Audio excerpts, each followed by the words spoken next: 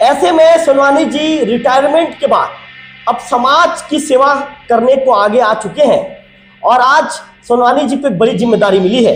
मैं आपको बता दूं कि शेष नारायण सोनवानी जी काणा समाज के अध्यक्ष बन गए हैं। नए ब्लॉक अध्यक्ष महोदय की क्या योजना है, क्या प्लानिंग है? नहीं, ऐसे मेरा मेन ध्येय तो जो टैलेंटेड बच्चे हैं और जिनकी आर्थिक स्थिति ठीक नहीं है उनको पहले ऊपर उठाना है, उनको उच्च शिक्षा के लिए प्रेरित रह चुके हैं और रिटायर हो चुके हैं, समाज प्रेमी हैं, इन्हीं को देना चाहिए। इनका सोच अच्छा है, बल्कि उसी नाम से सबके सब समझते हैं। चूंकि सोनवानी जी का समाज का सफर तो शुरू हो चुका है, एक समाज का मुखिया बन गए हैं, तो क्या आने वाले दिनों में किसी पार्टी का दामन थामेंगे, राजनीति में आने का कोई विचार है? मैं अभी सोचा नहीं हूँ। सर्वप्रथम मेरा प्राथमिकता है कि समाज की सेवा करना। जी, मेरा पहला प्राथमिकता समाज की सेवा करना है और ये राजनीति पार्टी ज्वाइन करने का तो अभी कोई इरादा नहीं है। सबसे पहले मैं अपने समाज अपने को मजबूत और संगठित करूँगा, उसके बाद क्या होता है फिर बाद में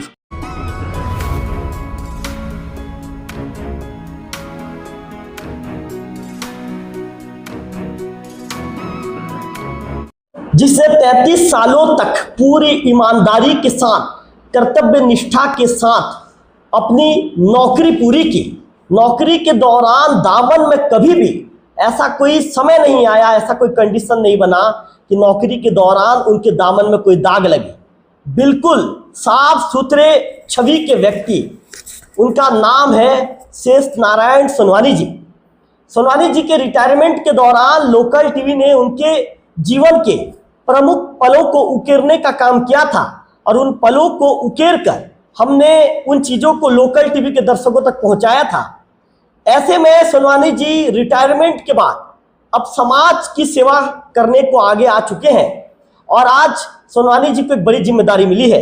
मैं आपको बता दूं कि शेष नारायण सोनवानी जी काणा समाज के अध्यक्ष बन गए हैं। लोकल टीवी के स्क्रीन पर इस समय शेष नारायण सोनवानी जी मौजूद है। सोनवानी जी, लोकल टीवी परिवार की तरफ से आपको बहुत बहुत बधाई, आपके उज्जवल भविष्य की हम महोदय शुभकामनाएं आपको प्रेषित करते हैं। इसके साथ साथ चमनलाल बघेल जी मौजूद हैं, उन्हें दिखा दीजिए विक्की, लोकल टीवी के स्क्रीन पर मौजूद है। और इसके साथ साथ कांग्रेस के नेता और शेष नारायण सोनवानी जी के प्रिय छोटे भाई अरुण सोनवानी जी लोकल टीवी के स्क्रीन पर मौजूद है।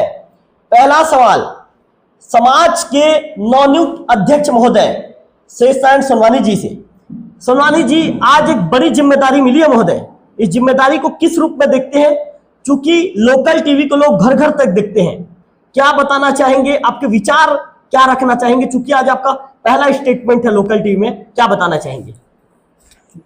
सबसे पहले तो मैं लोकल टीवी का थैंक यू करना चाहता हूं और मेरा विचारधारा तो ये है, मैं 33 साल तक शासकीय सेवा में रहा, शासन का सेवा किया और मेरा पोस्टिंग जब 2 साल बाकी था रिटायरमेंट के लिए तो मैं देवभोग पोस्टिंग कराया था और ये सोच के किया था कि मैं अपने लोकल देवभोग के जनता का सेवा करूंगा। मतलब अपना जो भी इस पिछड़ा एरिया है, सिंचाई का साधन नहीं है, तो कहीं नहर टूटा है तो उसकी सुदृढ़ीकरण, जहाँ मतलब पानी की समस्या है तो उसके लिए एनीकट वगैरह बनाने का भी प्रावधान किया था मैं और उसका 2 बजट में भी आ चुका है, मगर वो मेरे नौकरी के दौरान नहीं हो पाया, वो उच्च लेवल में वो प्रेषित किया जा चुका है।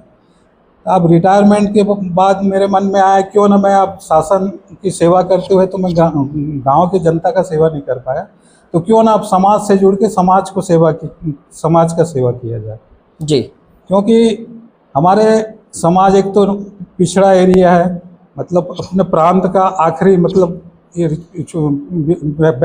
बैकवर्ड एरिया है और उड़ीसा से लगा हुआ है।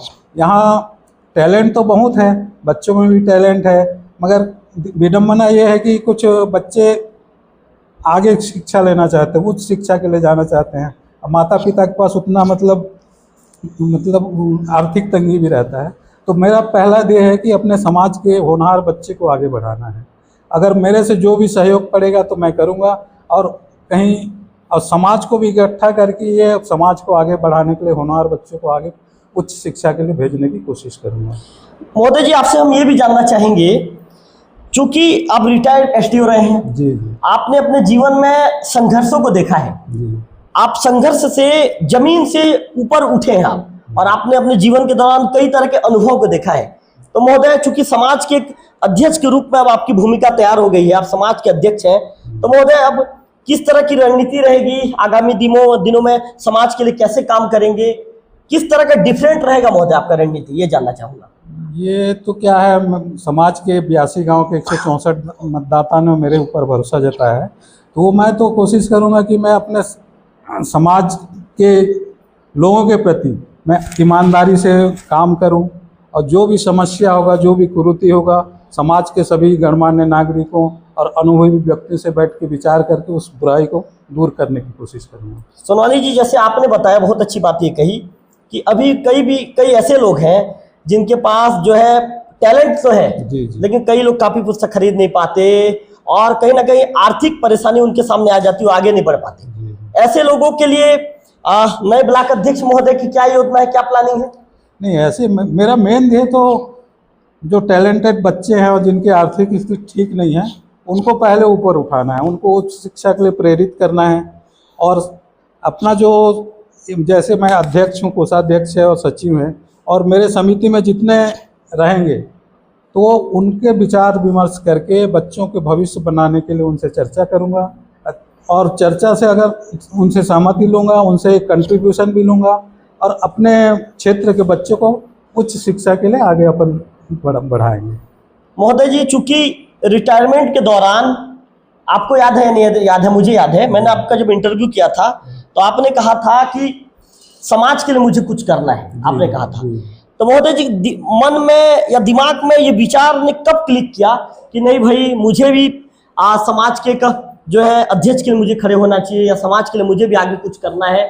मन में विचार कब आया? इन बातों को लोकल टीवी के दर्शक जानना चाहेंगे। विचार तो मैं बहुत पहले से मेरे दिमाग में था, मगर जैसे प्रांत लेवल में और अपना जो समाज है, चौहान समाज है, गंधर्व समाज है, वो समाज के जो उनका जो मैं व्हाट्सएप वगैरह देखता हूँ, मैं भी जुड़ा हुआ हूँ उनसे, तो उस क्षेत्र के जितने भी जैसे चौहान समाज के लोग हैं, वहाँ इंजीनियर है, डॉक्टर है, और अच्छे कलेक्टर भी के पद में रह चुके हैं।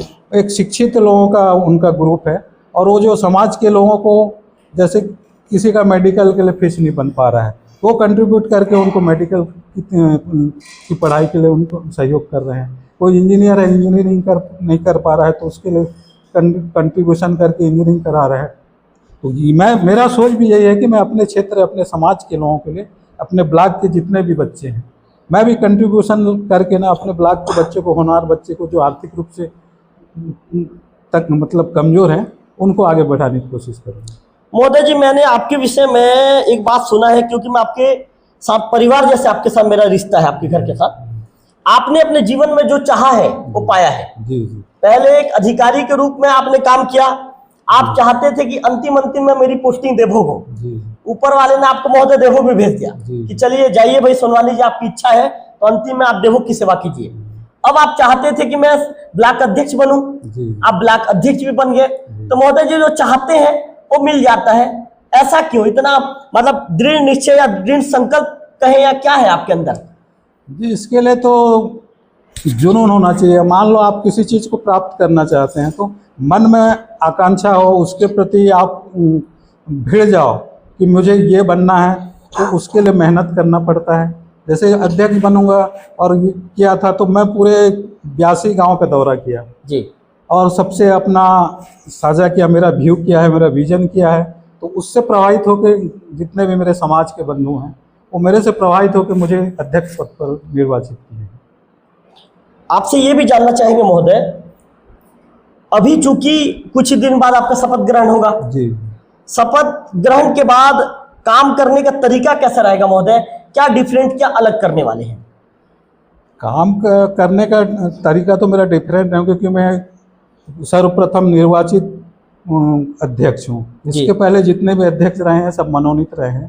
तो वो जो जनता, मेरे समाज के बंधु ने मेरे ऊपर विश्वास किया है, उनका विश्वास मैं उनको तोड़ना नहीं चाहूँगा। पहले उनसे मैं सहमति, विचार विमर्श करूँगा, सबका सुनूंगा, फिर उनको, मान लो कोई कन्विंस नहीं होता है मेरी बातों से, उनको कन्विंस करने की कोशिश करूँगा। कन्विंस होते हैं तो उनके द्वारा, जैसे मैं अगर गलत करूँगा, अगर वो मेरे को सलाह देते हैं तो मैं उस पर विचार करूँगा, और मैं अगर सलाह देता हूँ, अगर गलत समझेंगे तो मैं उनको कन्विंस करूँगा। और इसी तरफ से मतलब समाज के पूरे गणमान्य व्यक्तियों को, समाज के बंधुओं को लेके कार्य योजना तैयार करके उसके अनुसार अमल करूँगा। महोदय जी, जब चुनाव चल रहा था जी। तो मन में कुछ ऐसी चीजें चल रही थी क्या होगा, परिणाम क्या आएगा, कैसे होगा, कुछ दिमाग में, सोनवानी जी के दिमाग में क्या चीजें दौड़ रही थी? नहीं, मैं तो पूरी तरह आश्वस्त था, क्योंकि जहाँ भी जाता था तो जन समर्थन समाज के लोगों से मुझे पॉजिटिव मतलब रिस्पांस ही मिलता था। हाँ, मगर काउंटिंग के समय थोड़ा मतलब कुछ तो होता है।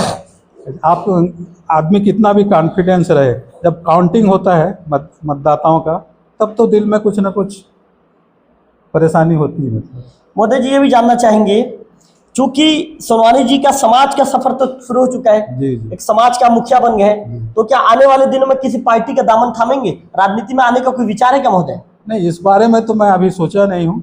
सर्वप्रथम मेरा प्राथमिकता है कि समाज की सेवा करना।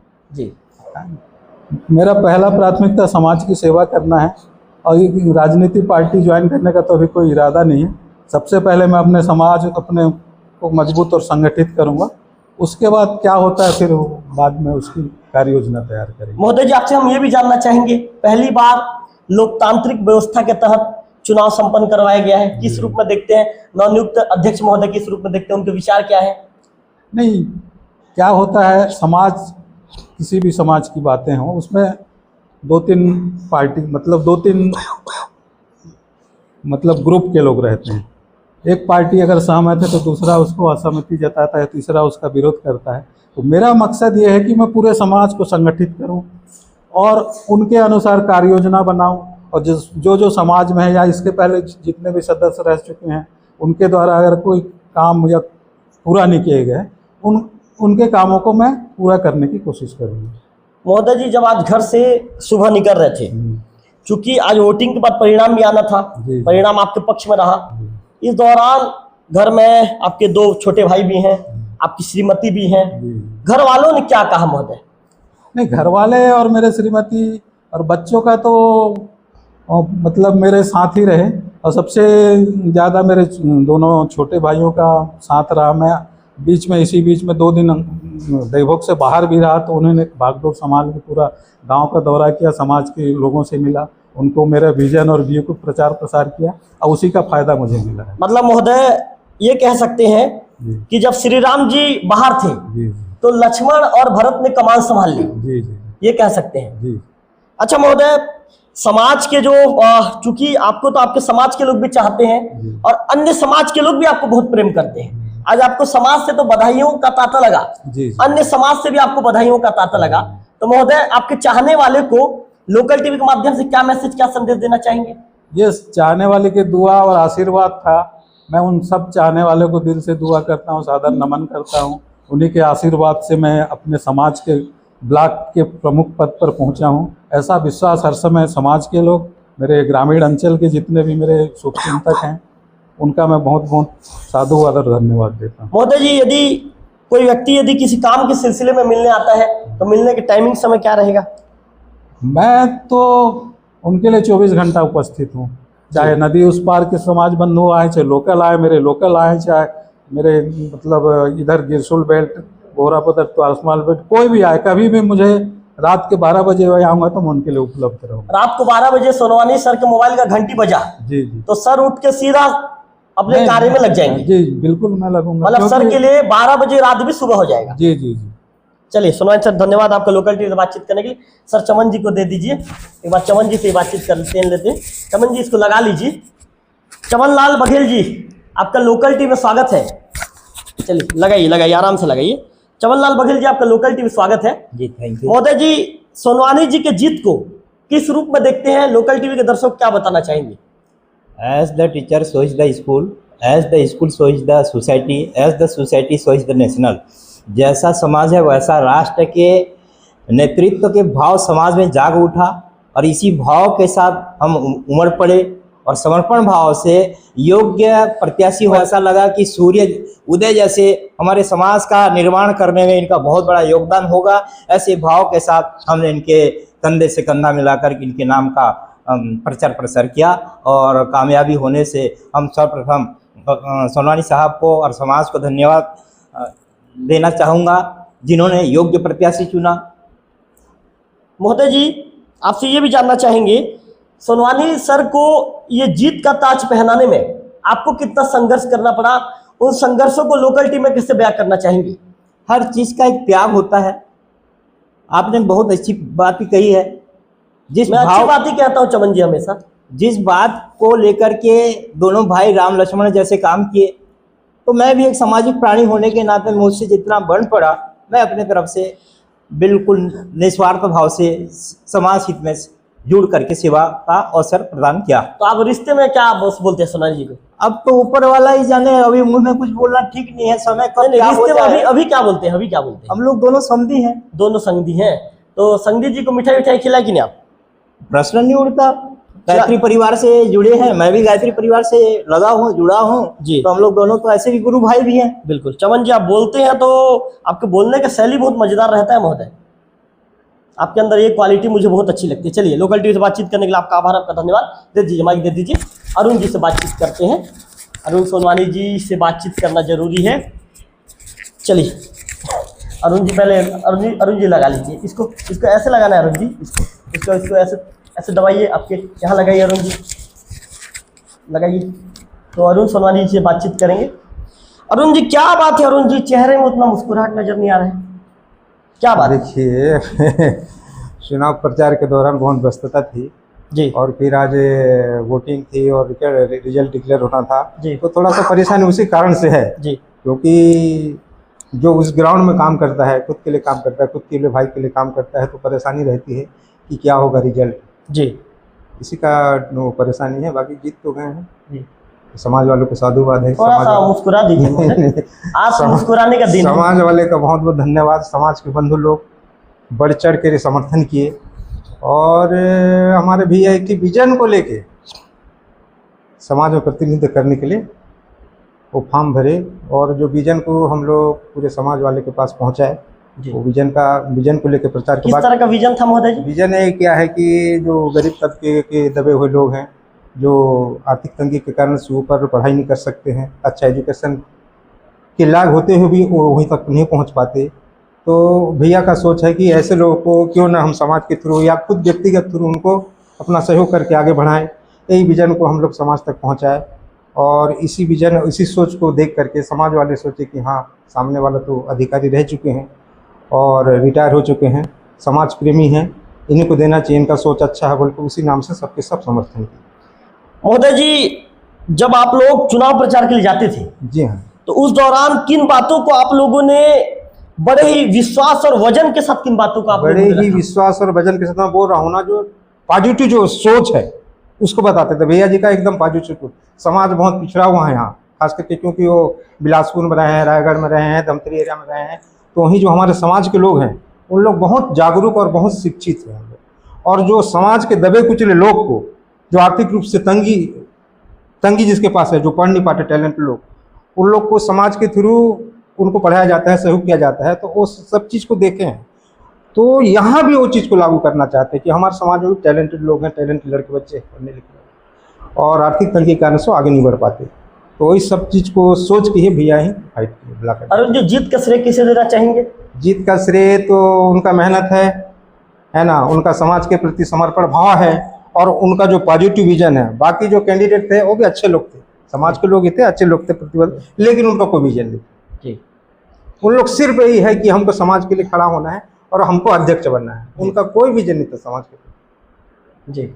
और हमारा विजन था, हम उस विजन को हम समाज के लोगों के पास रखे और लोगों को पसंद आया, वो विजन पसंद आया। हाँ, विजन पसंद आया, इसलिए उन लोग बढ़ करके समर्थन दिया। बिल्कुल। महोदय जी, समाज के बंधुओं को क्या संदेश लोकल टीवी के माध्यम से देना चाहेंगे? समाज के बंधु को यही संदेश देना चाहता हूँ कि हमेशा शिक्षित, योग्य और जागरूक लोग को चुने, जो समाज को आगे बढ़ा सके, जो समाज के कुरीतियों को या ना ख़त्म कर सके, ऐसे लोग को समाज में आना चाहिए और ऐसे लोग को समाज में बढ़ाना चाहिए। बिल्कुल। चलिए, धन्यवाद अरुण जी आपका बातचीत करने के लोकल टीवी से। तो आप देख रहे थे, हमने सोनवानी जी से बातचीत किया, जो वर्तमान में समाज के नए अध्यक्ष हैं। समाज के अध्यक्ष के रूप में उन्हें बड़ी जिम्मेदारी दे दी गई है। चमन जी से हमने बातचीत किया और सोनवानी जी के जो छोटे भाई हैं शेषनारायण सोनवानी जी के, अरुण सोनवानी जी से हमने बातचीत किया। तीनों ने अपने अपने विचार लोकल टीम में रखा और इसके साथ साथ शेषनारायण सोनवानी जी ने कहा कि अब मुझे कैसे काम करना है, मेरा काम करने का तरीका कैसे रहेगा, अपना विजन उन्होंने लोकल टीवी में विस्तार से बताया है। ऐसे ही बुद्धि वर्ग लोगों का इंटरव्यू देखने के लिए लोकल टीवी छत्तीसगढ़ को सब्सक्राइब कीजिए, क्योंकि आपका प्रेम तो मुझे मिल ही रहा है। आपके प्रेम की बदौलत आज मैंने लगभग 38,000 से ज़्यादा सब्सक्राइबर भी बना लिया है। उम्मीद है कि आंकड़ा बहुत जल्द 50,000 के पार भी पहुंचेगा। कैमरा पर्सन विक्की के साथ रविकांत तिवारी, लोकल टीवी, देवो।